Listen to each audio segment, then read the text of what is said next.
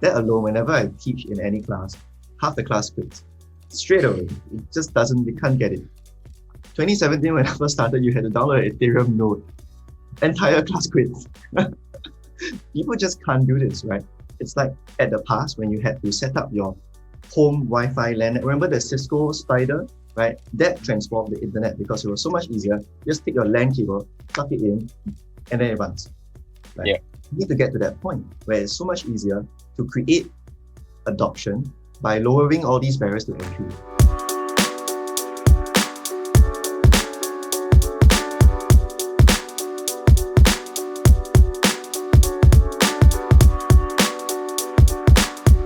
Welcome to the Brew. I'm your host, Valtteri Salomaki, and today I'm joined by two special guests all the way from Singapore. We got Ryan and we got QZ from Tribe. And Tribe is a accelerator. They have an accelerator inside of it, which they're focusing on blockchain technologies, which we'll be talking about today. And the world of blockchain is quite complicated. So before we start going into those more complicated things and trying to demystify a lot of things in the world of blockchain, I'll give a chance to have you both introduce yourselves. So Ryan, how about you get started and give a little brief introduction about yourself? Cool. Thanks so much, Val. Hi, everyone. I'm Ryan, and I'm currently the COO of Tribe as a group. So within Tribe, we actually have a couple of business units, right? And Accelerator is one of them. And the other one that we are focusing on right now is the Academy to help groom the next generation of frontier tech talents. Yeah. Qing. Awesome. Hi, so I'm Qing. Bell just call me QZ. I usually go by my initials these days. So as a student, I actually did some research on blockchain technology, mostly from a security kind of perspective. And that sort of brings you into all aspects of blockchain. Because when you talk about security, you talk about how do you make sure things don't break, or how do you understand why things broke. So now I'm working at Tribe, running the product side of the house with Ryan. Awesome. So, I mean, we're talking about blockchain here. So before we even go into blockchain, we have to at least explain what is blockchain as simply as possible. So I think, QZ, if you research this a little bit, I'm wondering if you could try to explain to me what blockchain is as simply as possible. Like, it's very complicated. I think it goes over most people's heads, but what is blockchain? So I think this is sort of a trick question because blockchain itself is just a data structure. So here's a fun fact that I like to explain when I talk about blockchain, which is when you read Bitcoin's first paper, right? The electronic peer-to-peer currency, you will not find the word blockchain inside it. Every time you Control F, when you look at the PDF, you will not find the word blockchain. But you will find that very important picture where you have a data structure of a linked list, where it's essentially two blocks chained together by a single line. Right? That pointer to the last block is what chains the blocks. So the first explanation is quite simple. Basically, blockchain is basically just data packaged into blocks, which is just like a simple JSON file, right? And you have a pointer to the last file. So that data structure actually brings about a lot of properties, right? Because what is kept in the next block is actually a hash of the last block.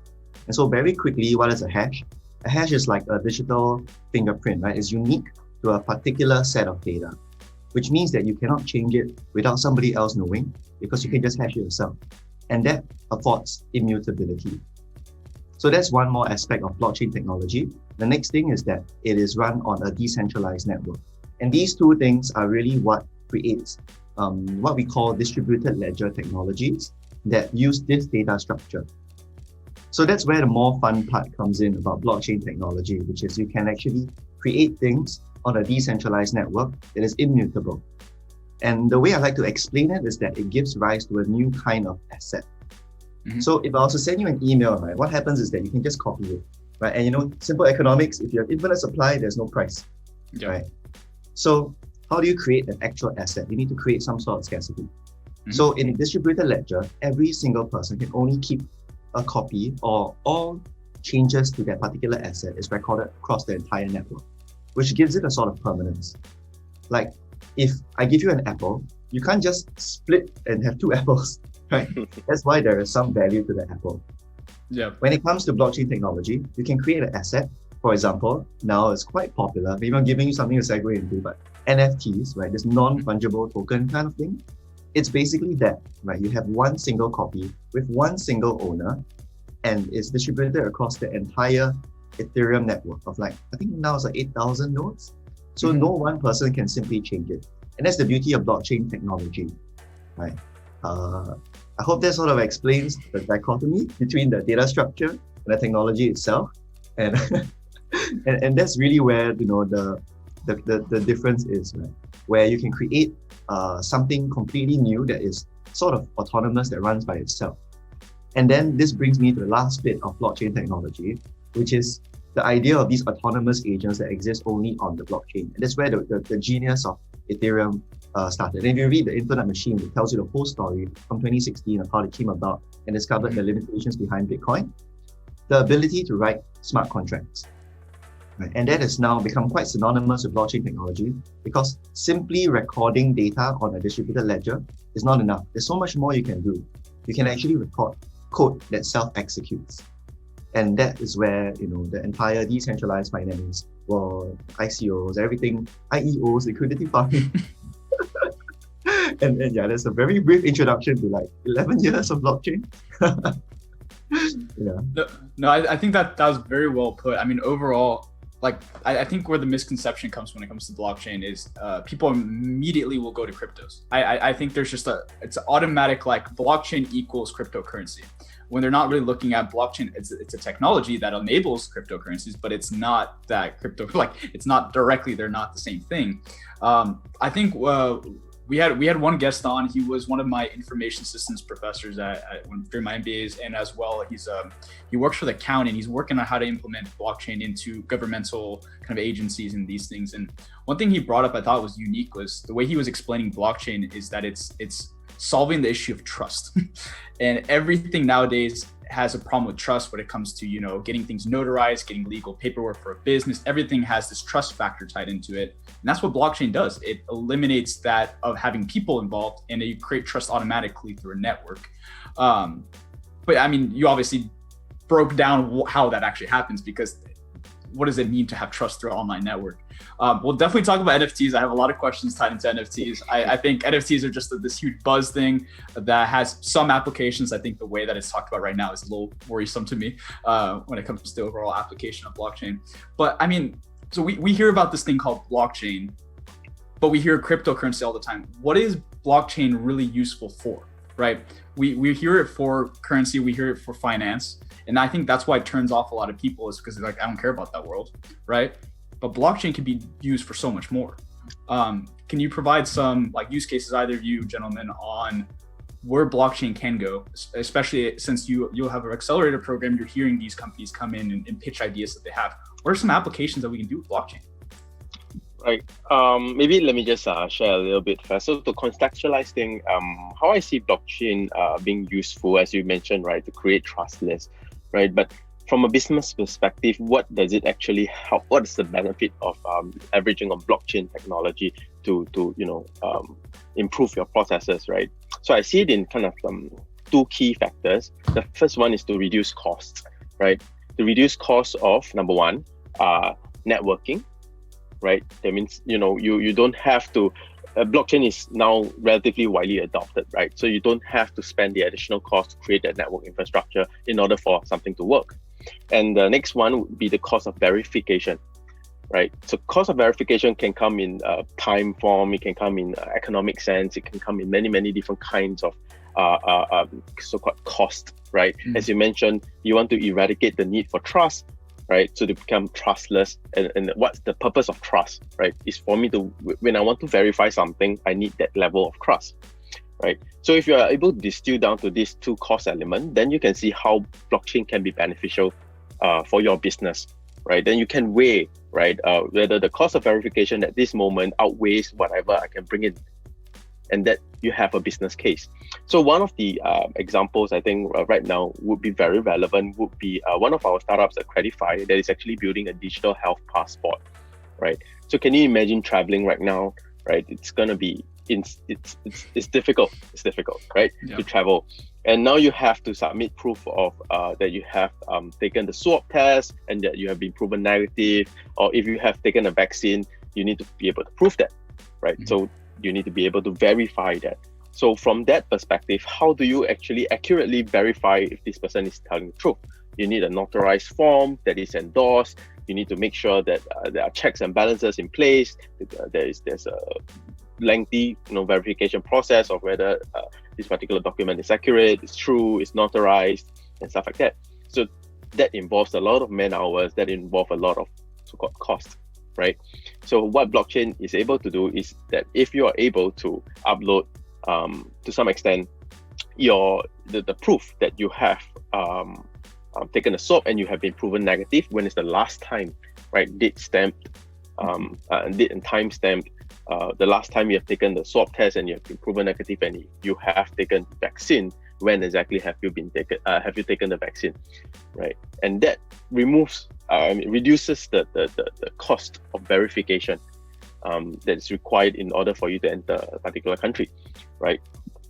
So that is one of the use cases that that would be quite relevant this day and age. Yeah, absolutely. Do you think, as for like, because I studied abroad a couple of times, and one of the big issues was I was actually pretty sick when I was studying abroad in Hong Kong.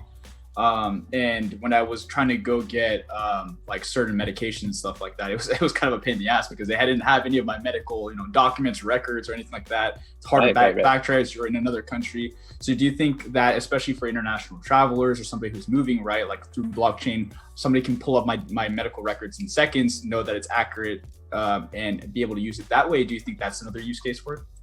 I would say to some extent, yes, but you don't really want anyone to be able to pull up your medical records, right? Yeah. So a way that I have seen being done would be just to provide that binary answer.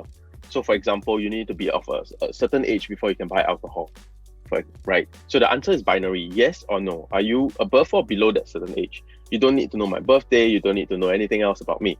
You just need the binary answer. So that can be done as well, right? I mean, the how to, you have to ask things. You have to ask QZ, yeah.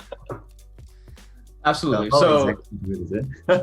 Yeah, so pretty much what you're saying is like, as for it's public record, right? Like anybody can kind of pull this up, and it's anonymous data, but it's public record. I mean, that's the one thing that it's great about it. It's like it's out there, but it's also out there, so it's a bad problem at the same time. So do you think, especially then for data sets and stuff like that, it's more important to have like the binary yes or no, and you only show what you want to show, that you can get that medical treatment, right? Like yes or no on like a blood type, something that's like, it's not too specific, but it can get you that medical treatment that can save your life in a matter of seconds in another country where you might not have access to your data records and all these kinds of things. So do you think that's kind of the application? It's like quick administration on very functional things that are like very detrimental if you don't have that access? Yeah, for sure, right? Like I mentioned, the cost of verification. So in this case, the cost of verification is a life.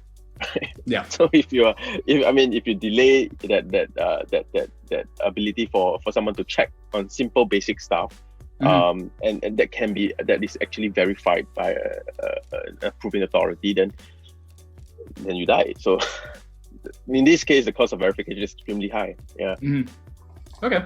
So as for creating a system like this, right? Like this is where it gets very technical, very fast. But now there's more and more tools, accessible for people to create these solutions.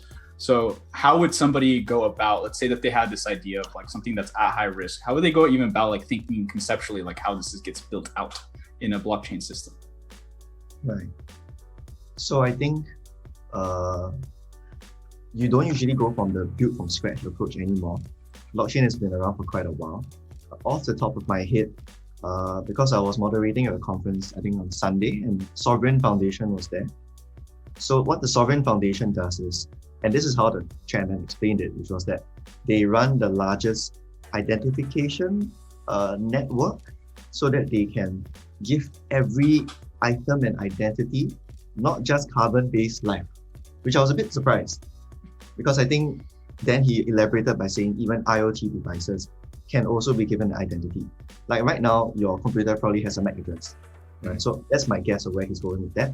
So the first one is actually through the Sovereign Foundation, where they try and provide what you call decentralized identity or sovereign identity.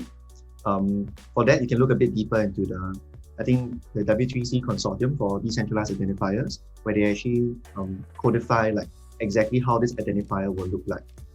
So that's one.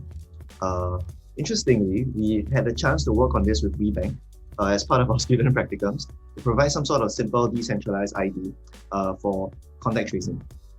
So it was a very simple smart contract where every time you enter, you actually record an event that you entered the building or you didn't.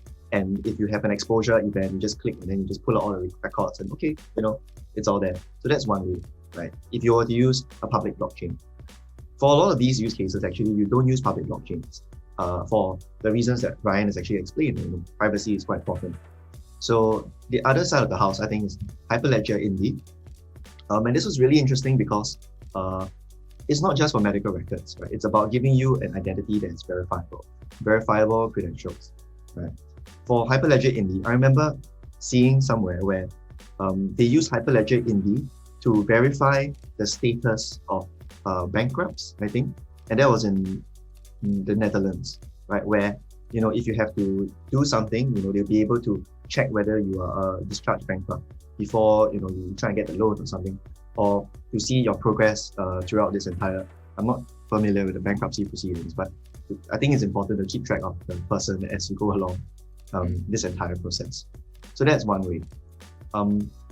When it comes to medical records, it's actually quite sensitive. I'll talk about the benefits of having a decentralized one. And there was this very public, I suppose, scandal where actually Singapore, I think, our country, nationalized our medical records onto a national system called Qing Health. Right? And I think it was 2019 where very publicly it got hacked. I really commend the government for dealing with it very well. Everybody who had their medical records exposed got an SMS to say that, hey, your medical records were exposed. I think our Prime Minister had this exposed. 2 million records were lost. And that's one of the issues of having a 100% centralized system, right? In a decentralized system, the part where you can reveal what you want to show, that's part of what you call privacy preserving mechanisms. And that particular way is something called zero knowledge proofs, where you can just essentially ask a question and all you will get is just the answer. So an example that they tend to give is really when you buy alcohol. I'm not sure why, but it seems to be a national or international problem, right? Where underage buying of alcohol is a problem. And so what happens is right now, when you go to a convenience store, right, and you want to buy alcohol, you have to give them your ID, right? This could be your driver's license, it could be all sorts of things, but you're revealing way too much information to the cashier, right? For us, you have your housing address, right, on your national ID. That can end up very detrimental.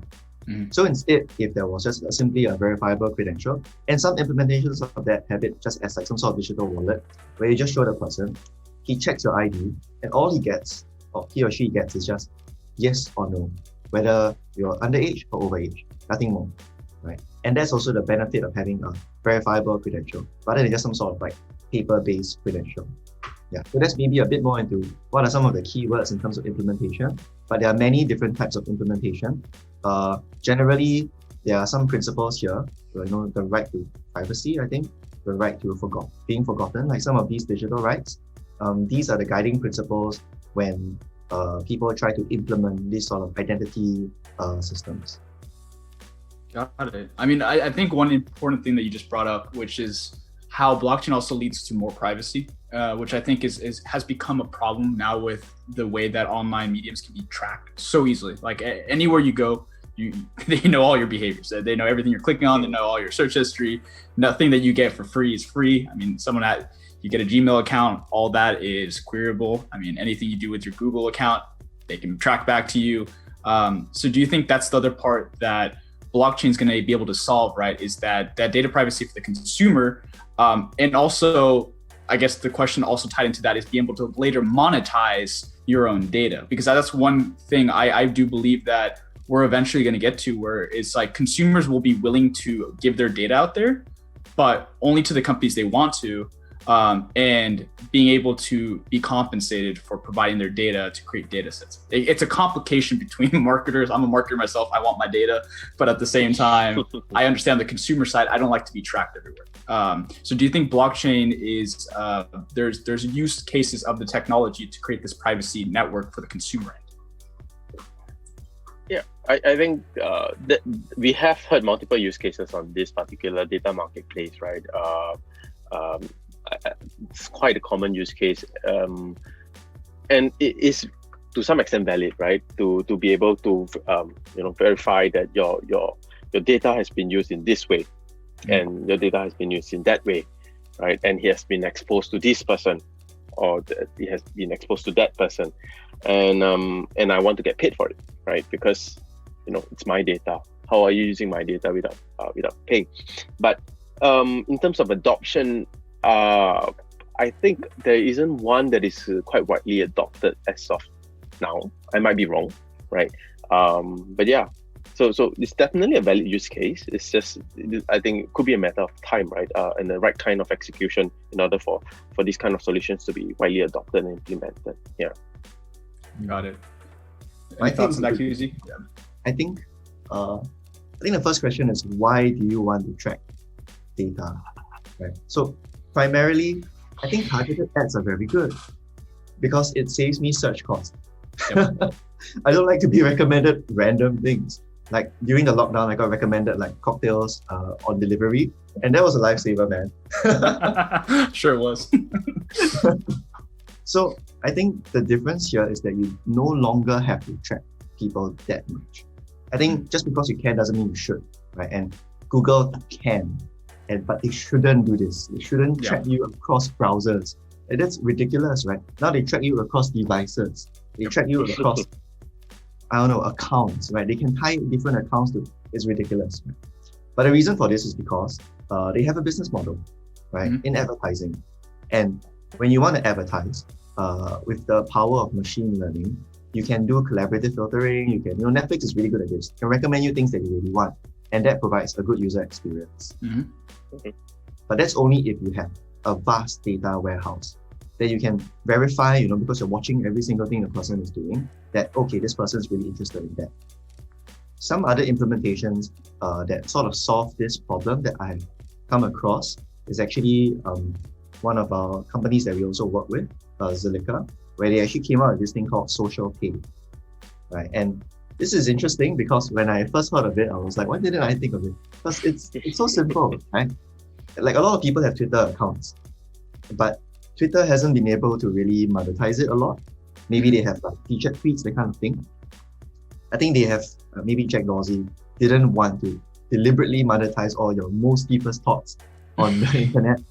But also, what's interesting is that how the social pay mechanism works is you sign up for this, so it's completely voluntary, right? You decide, okay, I want to be a part of this marketing campaign, right? So you put out your Twitter handle, I think it's called handle, right? Twitter handle, and your Zilliqa wallet.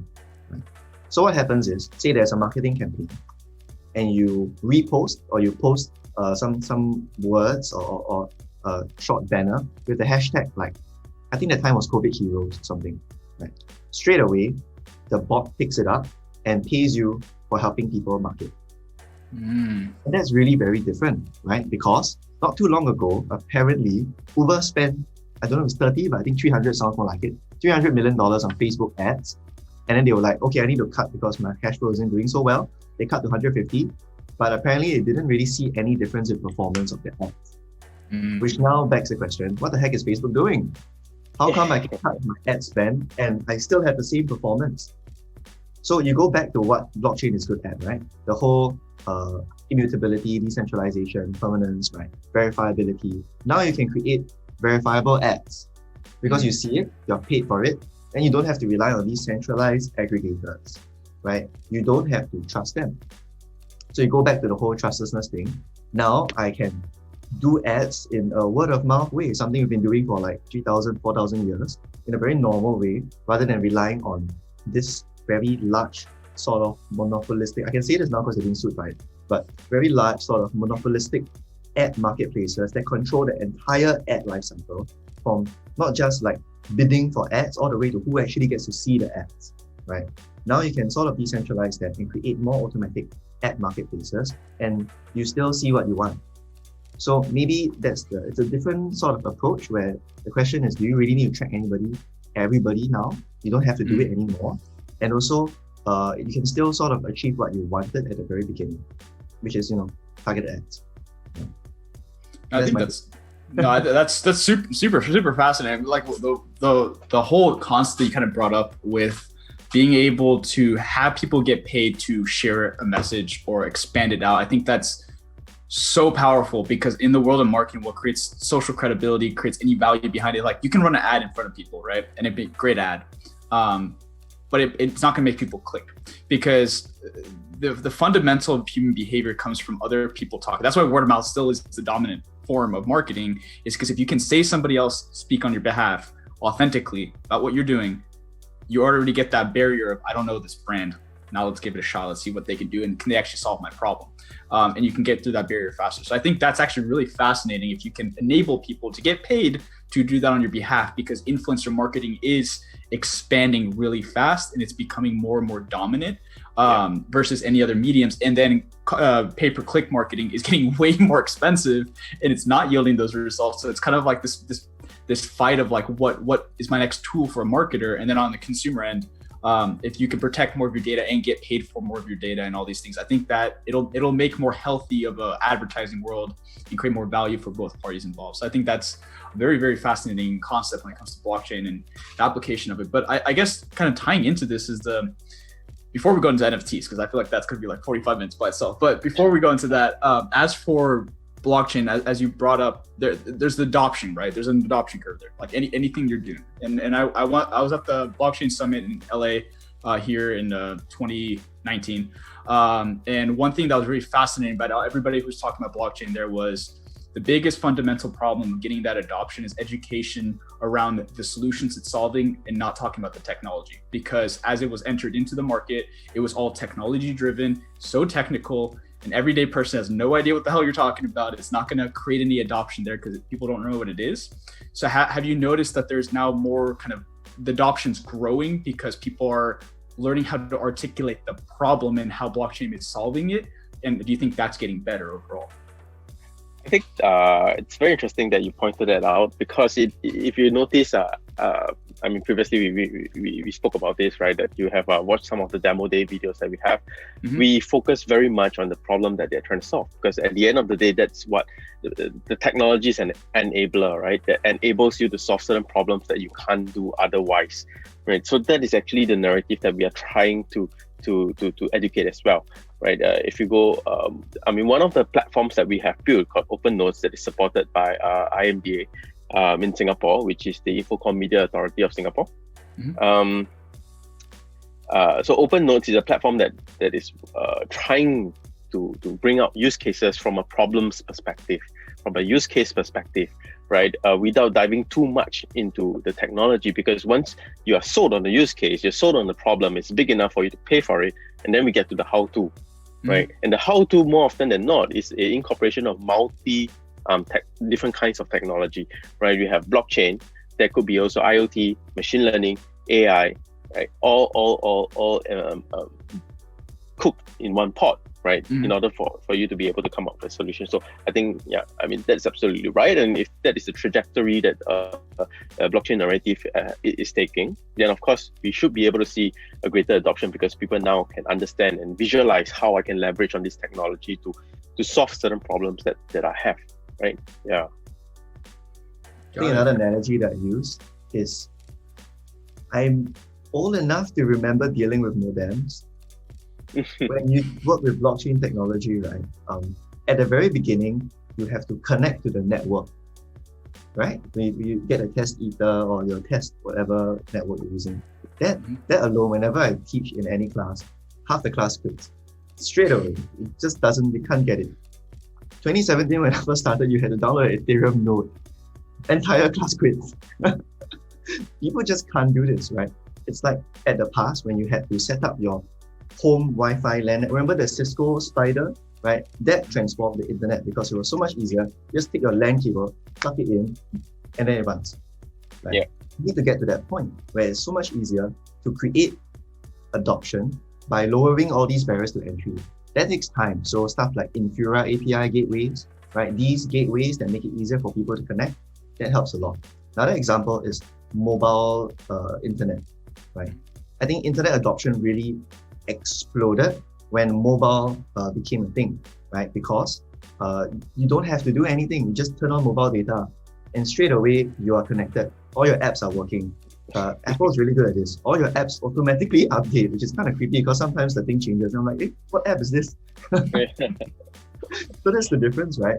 When you first enter, it usually starts with the technologists, right? And we are there clearing all the weeds, solving all the problems, trying to make it so that next time when you connect to a blockchain, it doesn't feel so difficult. Yep.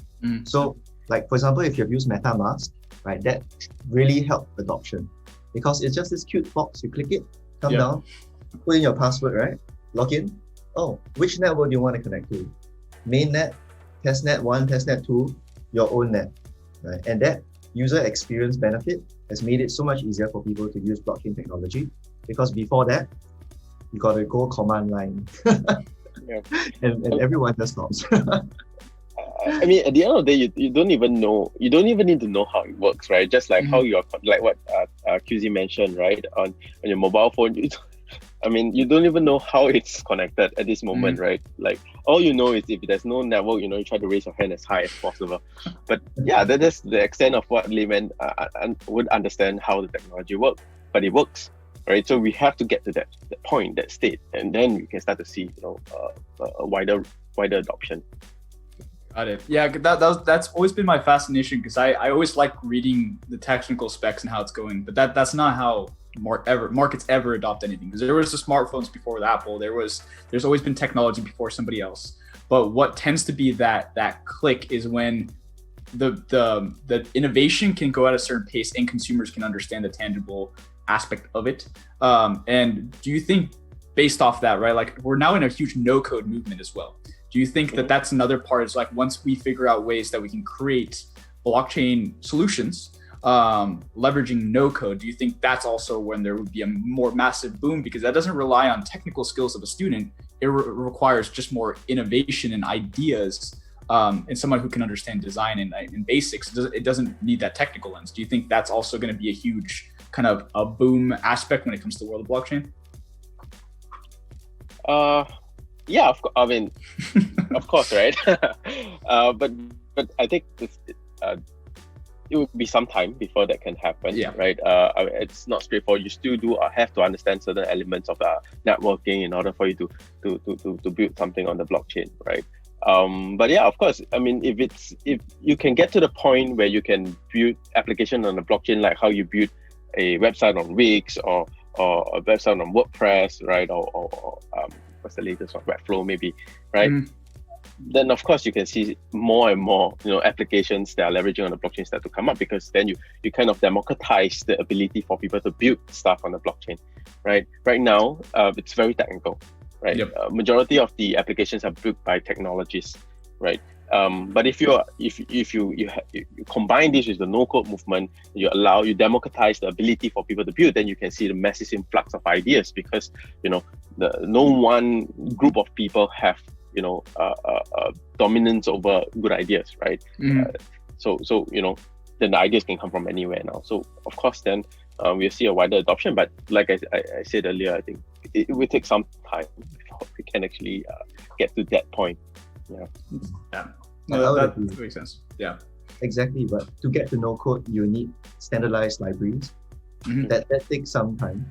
Ethereum is infamous for being very not secure because of the whole Turing completeness thing, which means that your entire attack surface is infinite, right? So anybody can do anything. There are all sorts of new vulnerabilities discovered. Some vulnerabilities are just like coding mishaps, like people killing the wallet by accident. That did happen.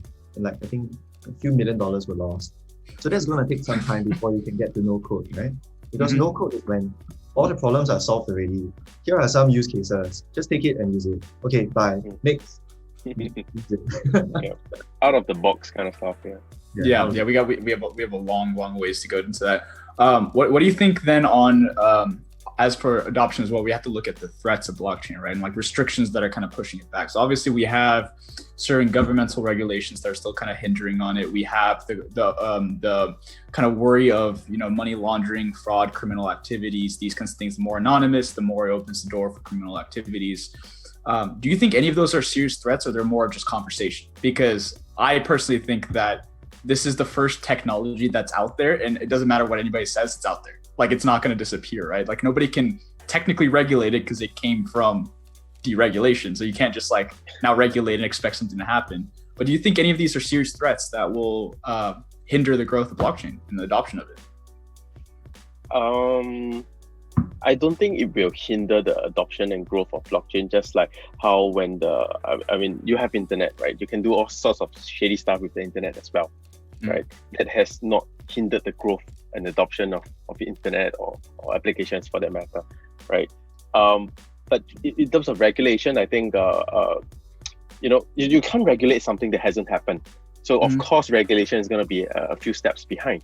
But what is important is for government, especially something like our Singapore government, that is very proactive in not just trying to understand the industry, but also taking a deep dive into what exactly are people trying to do with this technology, how can it improve, and then coming up with their own use cases. Like, for example, GovTech launched the Open Certs, right, which allows us to put our tertiary education certification on the blockchain, so that people can verify that you actually come from this particular school.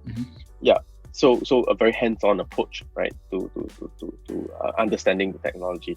And then the next part of regulation is clarity, because the grayer you leave some stuff, the more people will be afraid to try, right? The clearer the regulation can become, then we can see the adoption can come. But before that can happen, you really need to understand and be proactive, right, in the industry. From a regulatory standpoint. I would totally agree, actually. In fact, I guess a good mantra is like, seek first to understand. Right? I mean, you can't regulate something that you don't know, right? And then you just, okay, ban it. Like, it's a lazy approach. It's a very lazy approach. I think good regulation is actually quite healthy for society. I think for Singapore, we are very pro on regulation. And a good example is actually how we regulate the food industry. Right? So clean food, healthy food is important, right? That means you have to regulate all aspects from the import to food handling, right? So if you want to start a shop in Singapore, you need to go for a food handling course. And there are like multiple levels. And only when you have a certificate, then we let you open the store, right? Because people's health are at risk, right? So generally, when it comes to a public good approach, I think regulation is important. So financial health is just as important, right? That's why actually, if I remember correctly, for MAS, we regulate digital assets like any other asset. It's just like a capital market asset. Why? Because it's very dangerous. If you were to play the derivatives market and you were to do margins or you were to leverage, right? Somebody who doesn't understand, who can't do that chart, doesn't understand that there is unlimited upside or unlimited downside. And when we mean unlimited, it's really unlimited. You could lose your entire net worth if someone plays a GME on you, right? That's how risky it can be. And this is exacerbated on decentralized finance because you don't have a clearinghouse to protect you anymore. So in stock exchanges, right, remember correctly, if the price drops by more than 15%, they just halt trading, right? Because something is wrong, right? How can the price disappear in 15% in like an hour? Somebody's manipulating, or there's some sort of error, right? In the blockchain or cryptocurrency world, if you know what happened with the DAO attack in 2016, nothing stops you. Right now, in fact, because it's so immutable, I think the hacker actually left a note that basically thanked the entire organization for the free money and said, since you said code is law, I exploited the code. Actually, I didn't really exploit it. It is allowed because code is law. Thanks for the $160 million. Bye-bye. Right? It's that difficult. And so regulation is important because if not, you end up with these bad actors, right, who are on the same playing field as you. Right? Decentralization also means that everybody is now equal. Right? And it's always a playing catch-up kind of thing, right? Like police do, say, like body cameras, then like I think the protesters will then do some sort of light things so that the cameras don't work, and then they move up to infrared, and it's always an arms race, right? In a decentralized world, this is like the ultimate evolutionary soup, right? Everybody is just doing things on a completely decentralized world. This is the extent where many years ago there was CryptoKitties, right? With NFT, right? It exists as a single digital asset on the blockchain. People are trading it for ridiculous amounts. But you don't know that you can actually create like a wrapper or some sort of smart contract that specially interacts just with CryptoKitties. So someone created crypto dragons where you're supposed to eat CryptoKitties.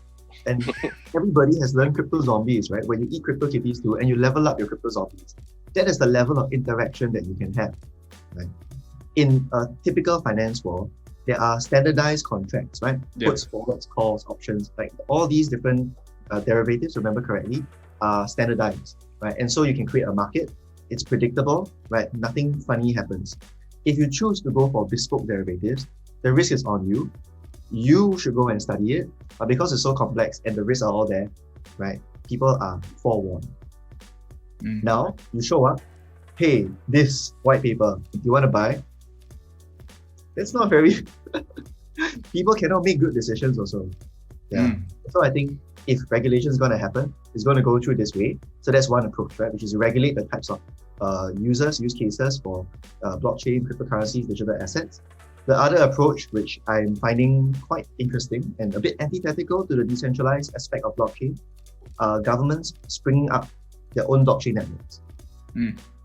So one thing that I found quite surprising, because I only discovered it I think last year, is China is building its own blockchain service network. So I think Bitcoin jumped up, I'm not sure why, but when President Xi, right, said in his speech, and I have a book in Chinese about blockchain actually, and says that we need to harness the power of blockchain technology for these, I think 4 or 5 use cases, right? Straight away, everybody moves. Right? Okay, use it for this. All right, what are use cases? Okay, President Xi says this is fine, let's do it. And now China is using blockchain everywhere. Because we have the privilege of working in WeBank, right? So sometimes when they present and I see what they do, and it's ridiculous because you're like, oh, we're trying to get adoption in Ethereum. Like, oh yeah, we got a whole city to use it for COVID. 8 million people are using it. You're like, what? Right? Like Tencent or is it Baidu? The entire copyright of books in China is on the blockchain. Oh wow. Yeah, it's amazing. Like you're like, it's so mind-blowing, right? And then now they can also do microloans because, you know, the regulatory landscape has cleared. Yeah. Right. So once the sky is clear, then you can play in the field. Yeah. So I think these are the top 2 approaches to regulation. Yeah. Yeah, that makes sense. Yeah, like for me overall is I get the appeal for most people where they don't want any regulation behind it because it's kind of that anarchist feel of why cryptocurrency came about, why blockchain was invented or found out through exactly kind of the push against the markets and these kinds of things. But I do think that there's a lot of downside to that a lot of people don't talk about, which is exactly what you talk about. It's just, I don't think the market is sophisticated enough. And it's kind of messed up to say that, like you're not sophisticated enough as a human being, but there's a lack of education there, which causes bad ideas, which causes massive implications when it comes to anything globally. Like people don't really rationalize it. Like NFTs right now, I think this is a great segue into NFTs right now. It's just so irrational, which worries me. It's the same thing with the entire kind of crypto boom that happened in 2017, 2018. And then now we have NFTs once again in the spotlight and people kind of peddling it. And people don't understand it at all. Like they have zero clue what's going on, but then Elon Musk can sell a tweet for $1.1 million. He didn't do it because he felt unethical about it, right? But like, can you guys explain to me how, like, when it comes to the world of like NFTs and stuff like that, is that something of value or is that something of hype? Because I do think it has applications, but as of right now, I'm very troubled by it just because of how it's hit the limelight and how people are kind of perceiving NFTs. Well, I think in the long run, the value of NFT will be determined by willing buyer, willing seller. Right, like whoever is willing to buy at this particular price and whoever is willing to sell at this particular price, that is the price, right? NFT at its core has merits, right, to some extent, especially for digital artists or maybe digital songwriter, where you don't want your work to necessarily be easily replicated and plagiarized. and you should be able to track a particular work to the origin. All right, who exactly created it first, and then who has the right then to sell it, because you spend so much effort, so much time, so much education in learning how to build that particular or to create that particular art or that particular song. You don't want someone to just plagiarize it and make money off your hard work, right? So that in itself has value, right? But the value in itself, the actual value amount, that at this moment I think it might be a little bit overhyped. Simply because of its novelty, simply because people don't really truly understand what it is, and therefore there is just this huge gap in terms of informational gap, and then therefore you have people paying insane amount for it, right? So that is at least what I thought. I think one example could be the recent song, the We Can Achieve versus the Count on Me Singapore. I'm not sure if you're aware. So basically, Count on Me Singapore is actually a National Day song that's written in 1985, or is it 83? Okay. 85. I think it's 85. Yeah. Okay. So 1985, and then someone in India with an almost identical song, right? So they just replaced the word "Count on Me Singapore" to "Count on Me India," right? And then he said that he created his song in 1983, right? So there was this huge huge controversy that came out, right, on social media, at least in this part of the world. Who created what? How do you prove it, right? The Indian guy said that, a lot of my proof of work has been washed away by the flood in Mumbai, and yeah. So with NFTs, if it was then and there, and you created it and generated an NFT to prove that, hey, this is the original song, that might, kind of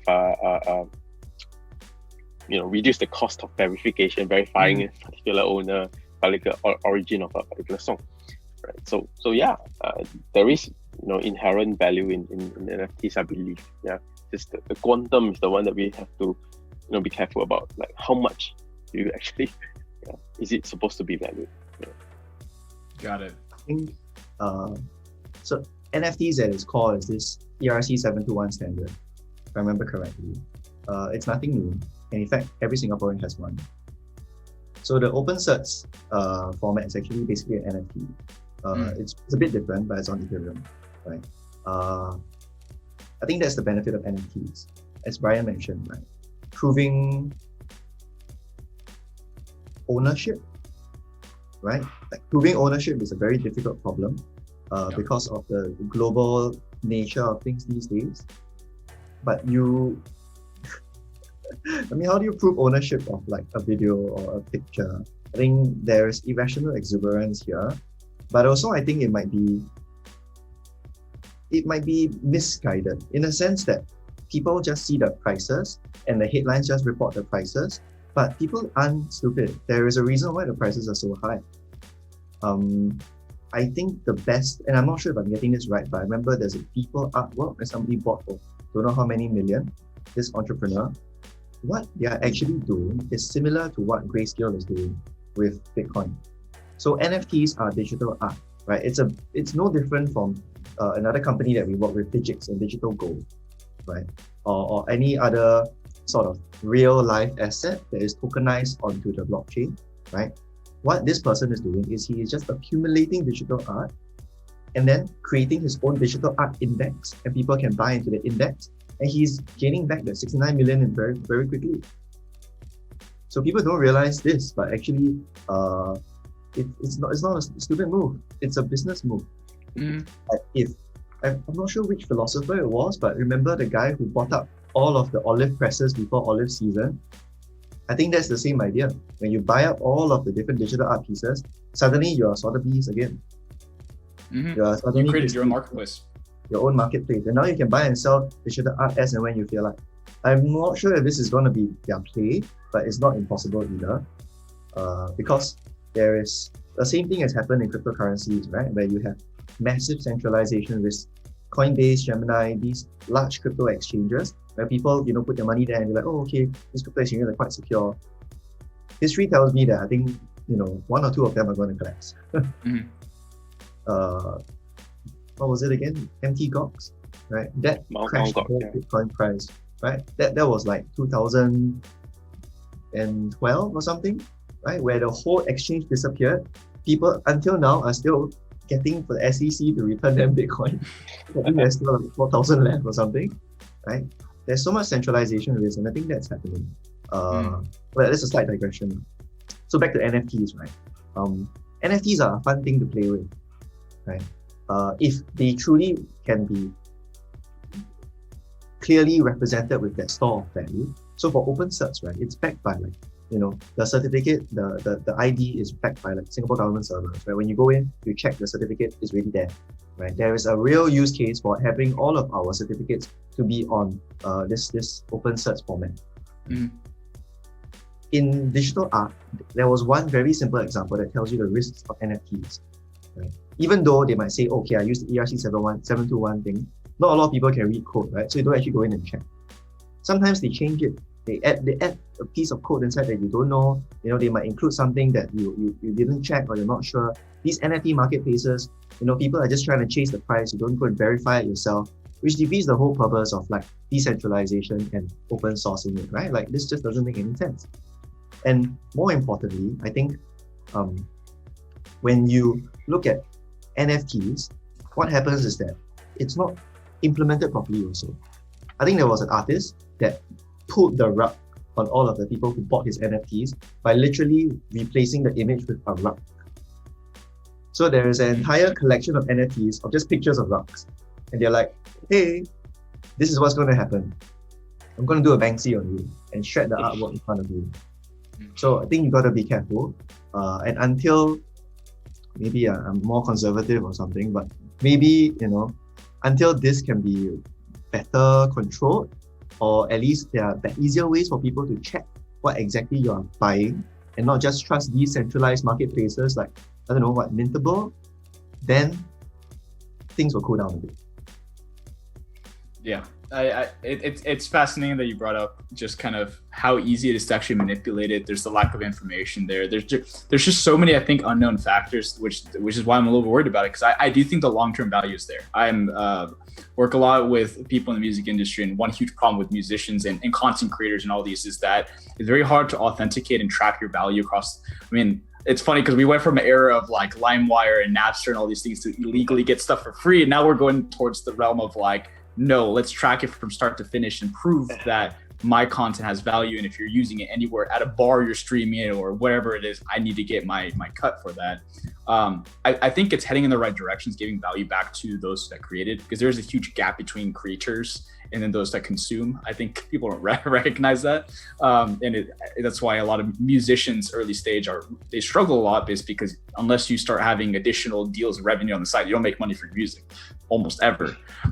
So it's just this gap. But I think it's just super fascinating just to see how irrational we are about blockchain and blockchain technologies and everything. And we're just so driven by like the headlines and what they're stating and where things are going.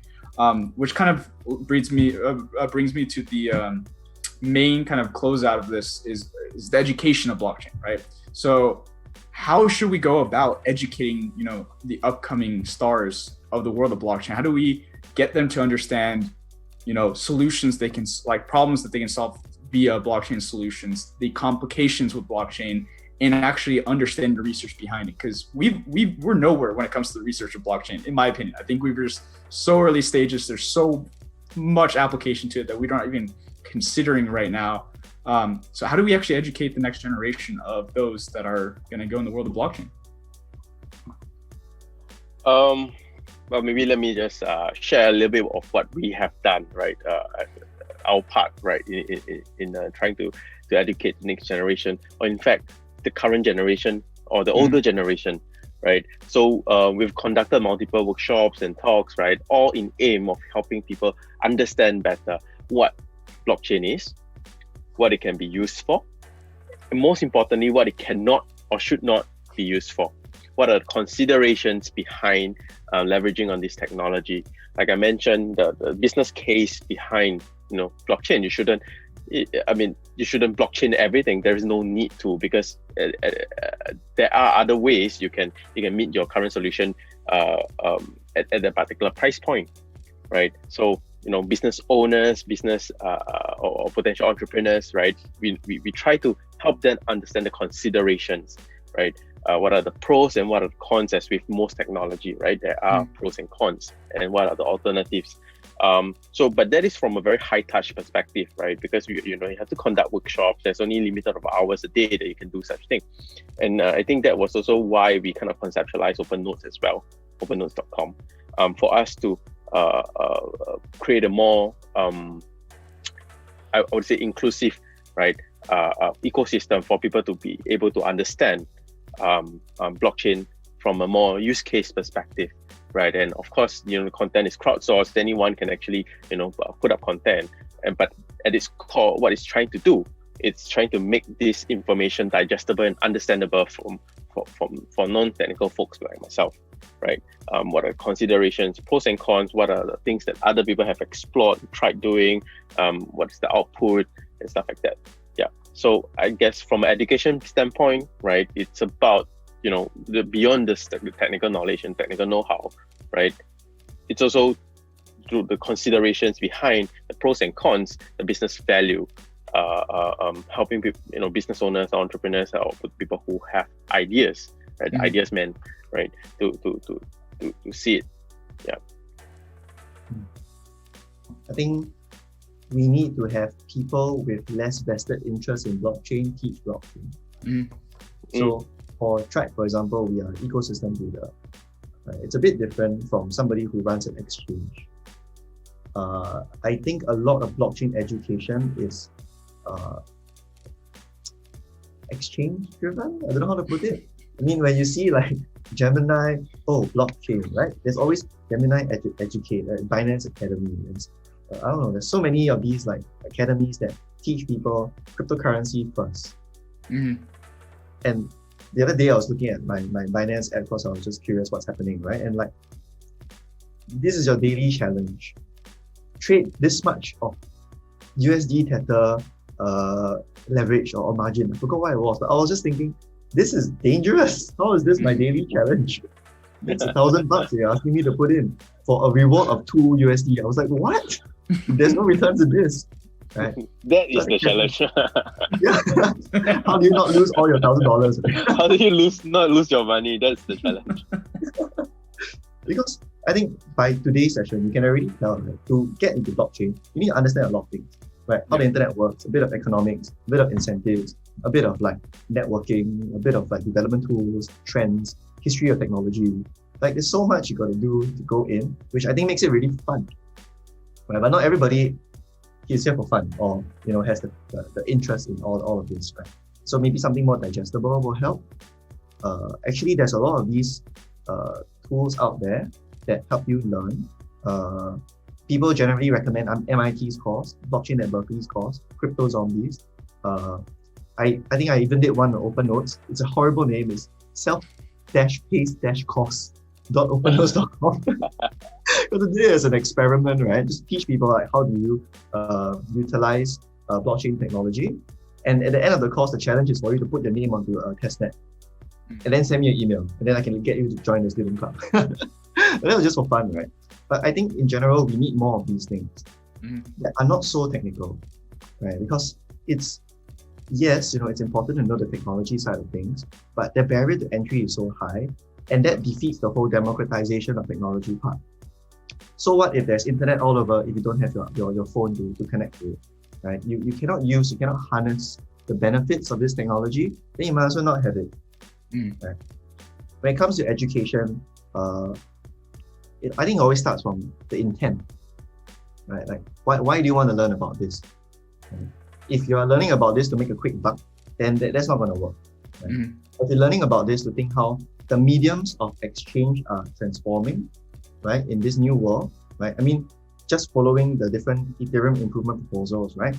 ERC20 created the ICO boom. ERC721 created the NFT boom. What are some of the other ERCs that exist, right? There's one more that's creating subscription models on the blockchain. right? So many things that I think people can get educated about and they could give it a shot. Right? I think for digital artists, probably a subscription model thing might work. Consensus Diligence was using it for a couple of years really for their digital tools, right? Where you can use their security tool and you just pay, I think, for access on a smart contract. Right? I think that's something that will be quite important to do that whole technology translation part. Right? So I think in technology, like who writes it down wins, right? Like you get the right history. So the good thing about open source is that everybody likes to document, or not likes, but we tend to document. We write things down, right? And there's always proper formal documents, but they're not very accessible. Right? So I think something really good was like Ethereum's yellow paper or something. Because it's like a white paper, there's Ethereum yellow paper, which I think strips it of its technical terms and makes it very accessible to tell you like, okay, what exactly is a infinite world state machine? Like none of these things are non-technical other than world, right? So these little, I guess, micro optimizations to help make things a bit more digestible will really help. But also from a curiosity perspective, I think people need to be more curious about what you're doing. Right? I think this is also happening now.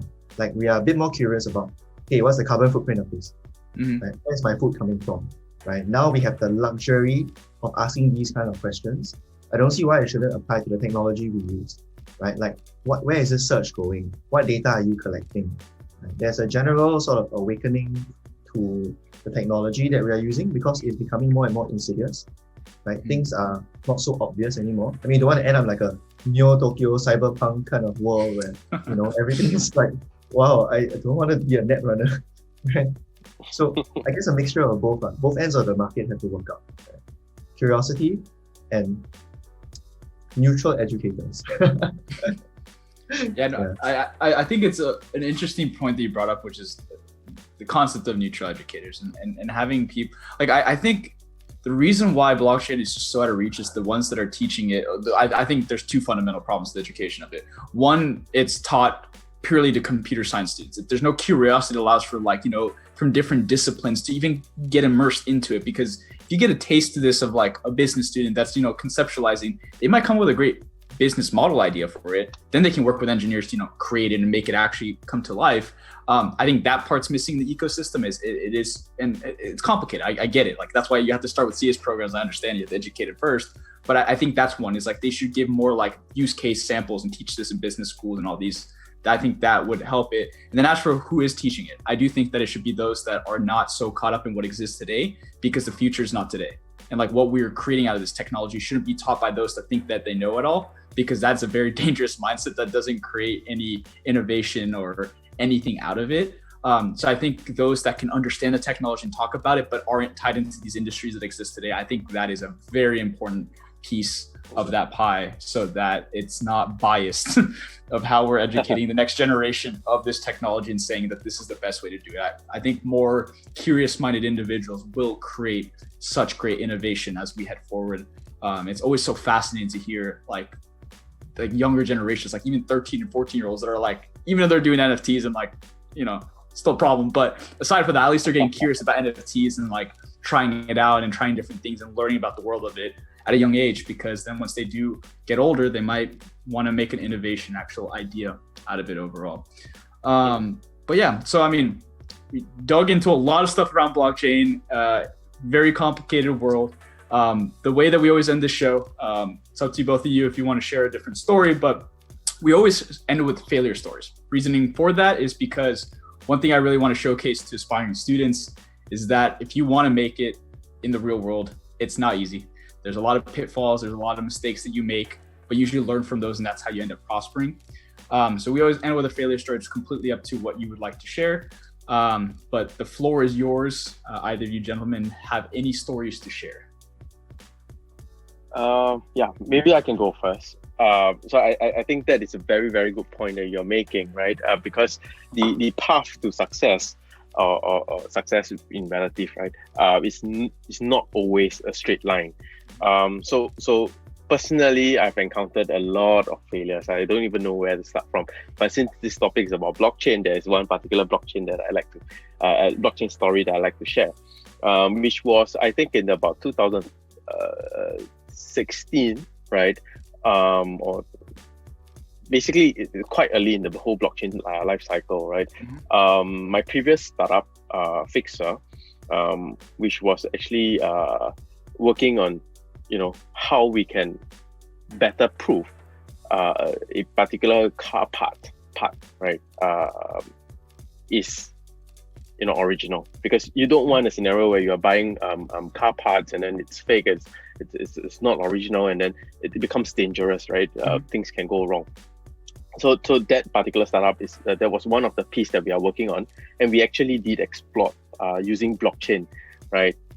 Back then there wasn't so much of the cryptocurrency hype, right? It was purely from a necessity standpoint, right? How can we ensure that because there is multiple requirements, right? If you understand the car parts industry, right, you have the OEM, the makers, right, all the way down to the distributors. There are many stakeholders involved in this entire supply chain. Right? How do we ensure that at every point of time, the right parts, the original part, is the one being brought along all the way to the consumer? So we were trying to explore that, and it didn't work. We spent a lot of time on it, and in the end, the startup didn't take off. Right, so I spent like good 2 years of my life trying to work on it, a lot of time and barely any income, right? But because of that, right, when we first started Tribe Accelerator, I had an understanding that the technology can be used for much more than cryptocurrency because of that particular instance, right? I knew that, hey, there is a whole other world out there that we need to anchor on and that we need to help to build. And that was kind of one of the key inspirations behind it. So when you are, at that point, right, you may think that, oh man, I'm such a failure. I wasted so much of my team's effort. I wasted so much time, and I invested money and stuff like that. But retrospect, without that touch point, I might not have, gotten this kind of appreciation for the technology. Yeah. So, yeah. So I guess the aim of the story is don't be afraid to try and don't be afraid to fail, because you never know when this might become useful in the future. Yeah, absolutely. That's a really great story, and that really kind of hits home onto the concept of like, if you don't put yourself out there, you don't really know what exists. And I think that is a struggle for a lot of students. They hold themselves back because they're like, I don't want to deal with that, like that shame of failing, whatever. But it's like, no, if you don't put yourself out there, you don't really know what your potential is and what you can potentially reach with your career. QZ, you got a story for us? Yeah. So I think here's my take on failure itself first. Yeah. I think one of my favorite professors, Prof. Douglas from SUTD, told me, because we were preparing for a competition, and when you do something wrong when you're preparing, when you have these little tweaks, right, don't take it personally. It's just data. Right? That really stuck with me. And so one of my failure stories in blockchain, there are just so many. But I think the first time I was doing research, right, if you ever entered a room with 6 professors and just have tongue twisted and not sure what you do. So this is a small type of failure, right? But because I don't know why, but I've always been fascinated with this technology because of the benefits it can bring. And throughout time, every single time I try something, you got to fail once. Like every single thing you do. I remember writing a paper, a team of mine, Jin, Natasha, Qing, and my prof Sunjun, Ivan, 6 people, Lin Yun, all these folks came together to write a paper about Bitcoin's vulnerabilities, and we failed 3 times. Nothing ever beats you when you get a rejection and you get weak reject, weak reject, weak accept, all the way until you get accept, weak accept, weak accept. And that's when you finally get your own paper published. And that took a whole year of looking at the same 8 pages, right? Tiny font, tweaking. But it's just data. Right? Every single time I get feedback from these professors, I learn how to write better. I learn how to explain better. And that's just one, right? I remember once I was trying to apply for internship. I think this is more relevant to students with consensus diligence, right? It wasn't anybody's fault. We just couldn't go overseas. There were just some issues, couldn't get the visa and all that, and it didn't work out, right? But because of that, I stayed in Singapore. And because of being in Singapore, I met Yiming from Tribe, just Ryan's managing. And that's the story of sort of how I managed to get into Tribe, because I failed to get into consensus. So I think it's a bit interesting in a sense, because when you look back, Steve Jobs said, like, when you connect the dots backwards, it always works, right? I see it a bit differently in the sense that, of course, it connects. Time is linear. You live in a single thread. There's no possible way that you could have any other connections, right? But what's most important is when you fail, right? Don't think of it as a break in the chain, right? It's just another stepping stone to another place, and just keep going. Right? I think as long as you keep going, right, then you will always fail more. And because you do, you learn the best lessons. I think that's really my approach, because, coming from Singapore, right, I think we tend to be very risk averse, regret minimization, right? And failure, or at least the possibility of failing is always looming. I feel affected by it sometimes when I do my paper. Like, how will 4 undergrads, 5 undergrads manage to publish at an international conference? The chances of failure are very high. In fact, expect to fail. Then when it happens, that's just part of it. Okay, what do we do next? Right? And there's that fun, right? Hang out late, have a drink, have some popcorn, and move on the next day. Absolutely. I love that. I mean, it's so important to kind of, as you brought up, it's like you have to just keep pushing forward. You're going to deal with this anyways in life. The faster you learn to deal with it, the more happy you're going to be as a person. Like, we all are going to go through it. If you try to stay away from it, it's still going to eventually probably happen to you. And then when it does, you don't know how to react to it, because you've been, staying away from it for so long, in the concept overall. But I mean, overall, I appreciate both the stories. It kind of hits home to the point we're trying to get across here when it comes to failure stories, and the importance of learning from those lessons, how your mindset is in those moments, and how you can think about it differently. And it's really your perspective on the situation. Failure is not a permanent state. It is a state that you're in at that moment. It's up to you how you decide to react to it. You can either just, be mad about it your entire life, or you can just take it as a learning lesson and move on, and go on to the next great activity. But overall, I've very much enjoyed this conversation about blockchain, the world, where it's going, in the future, what we can have here, with this great innovation, the future bright minds that are coming about. Is there any final closing thoughts of either you gentlemen you want to share before we end today's show? I think that the note to end is, don't be afraid to try, right? Like, don't be afraid to explore, be curious, and really, put yourself out there in order to experience things, get your hands dirty. So I think that would be, at least for when we talk about nascent technology, that would be what I would like to, end this session off with. Yeah. I think my closing words would be, aspire to do more, I think. Blockchain is the current fad. I think there will be many more interesting technologies coming along the way. Mm-hmm. And don't be afraid to really dive deep, because I dive recreationally, and usually when you go deeper, that's where you see the most interesting things, like blue ring octopuses. Yeah, that's it. I think that's great. I think that's something more, Ryan? No, thank you so much for having us. Yeah. No, absolutely. It's been a fantastic conversation, great insights, great advice. Hopefully we can have you on later down the line when it comes to maybe your next cohorts and talk about some great innovation coming out of Tribe. But as for those tuning in, especially Luis, who I purposely didn't have on the show, by the way, I usually have a co-host, but my co-host always gives me crap for talking about blockchain all the time, because I'm so fascinated by it. And he's the person that sees the value of it, but he likes to really buy into the hype. So he like Dogecoin and all these things. But I hope he tuned in and learned a little bit about blockchain in the future, where it really can go. But overall, hope those that tuned in learned something new today. And if there is any questions, I'm happy. Please put them in the, during the chat, and afterwards put them into the description, because we can have a follow-up sometime in the future and go into those questions anybody might have about the world of blockchain. But thank you for tuning into the Brew. That's been a great episode for today.